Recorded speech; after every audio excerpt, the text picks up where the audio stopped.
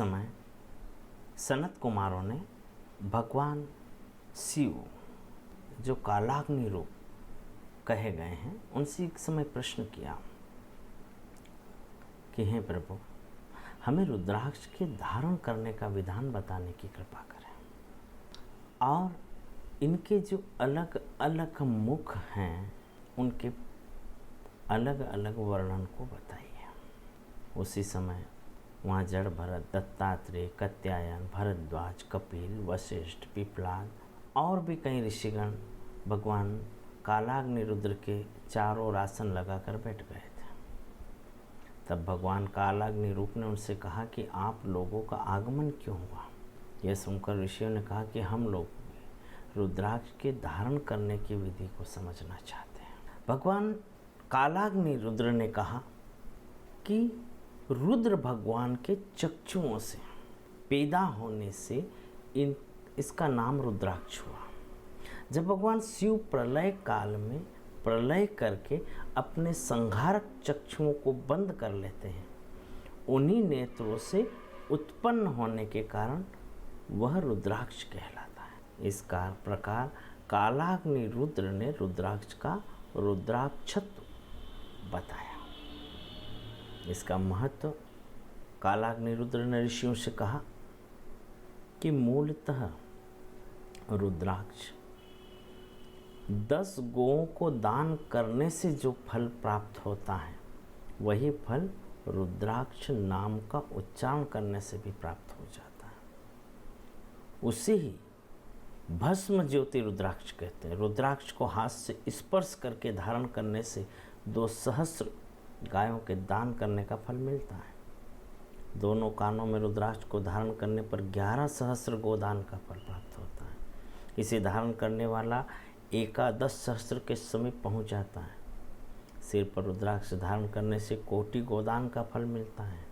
और कान आदि अनेक स्थानों पर धारण करने का तो वर्णन बताया ही नहीं गया है।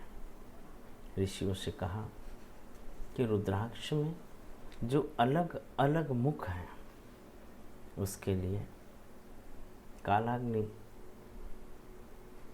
रुद्र ने ऋषियों से कहा, एक वक्त्रम तु रुद्राक्षम पर तत्वस्वरूपकम तद्वारणात् परे तत्वे लीयते विजिजेतेन्द्रियम।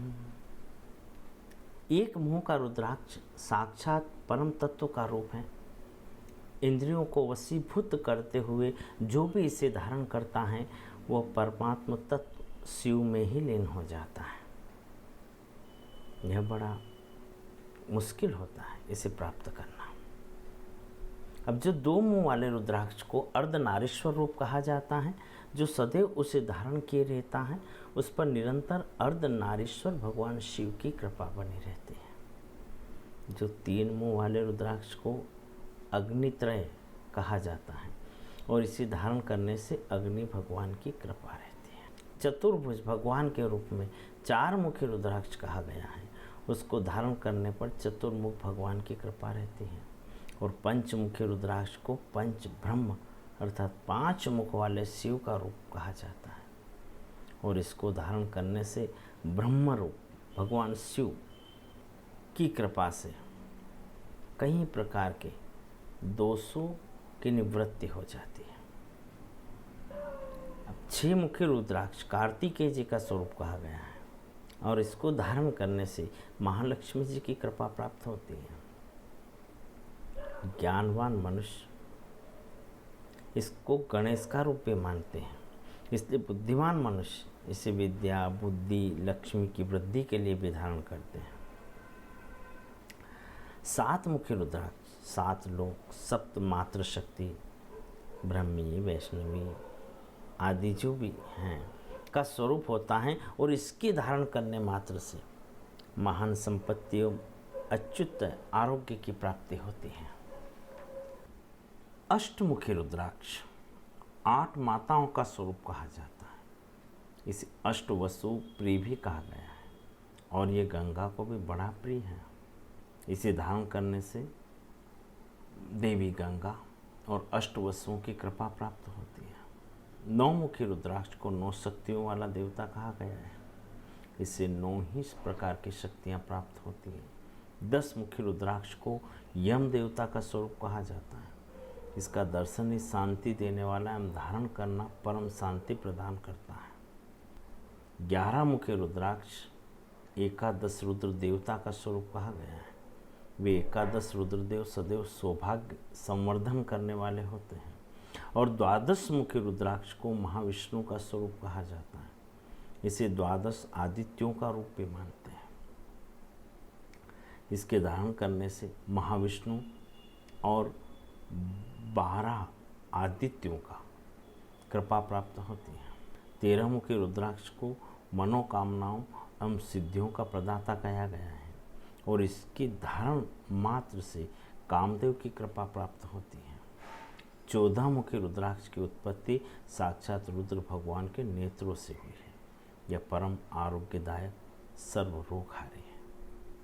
लेकिन थोड़ा सा ये समझ लेना कि भगवान शिव के इस रुद्राक्ष को धारण करने के कुछ नियम भी बताए गए हैं। जब भी हम रुद्राक्ष धारण करें, हमें सात्विक भोजन, शराब, मांस आदि का परित्याग करना चाहिए और रुद्राक्ष को धारण करना चाहिए। रुद्राक्ष हम धारण करें, समस्त देवताओं की कृपा हम पर प्राप्त हो, हम आदि व्याधियों से बचें और भगवान शिव हम पर कृपा करें। ये ध्यान रखना कि रुद्राक्ष स्वयं सिद्ध होता है। इसे सिद्ध करने की आवश्यकता नहीं है और रुद्राक्ष स्वयं सिद्ध है। इसे सोमवार के दिन या पूर्णमासी, उत्तरायण, दक्षिणायन योग के समय, तुला मेष आदि की संक्रांति के समय, जब दिन और रात बराबर होते हैं, तब जब दिन पूर्ण हो रहा हो या ग्रहण का समय, सूर्य चंद्र के समय रुद्राक्ष धारण किया जाए। जो मनुष्य इस नियम आदि के साथ में करता है, वो समस्त पापों या दोषों से भी निवृत्त होकर भगवान शिव की कृपा प्राप्त करता है। रुद्राक्ष मनुष्य के लिए और देवताओं के लिए तो परम है ही, लेकिन मनुष्य के जीवन को सत, चित्त और आनंद को प्रदान करने वाला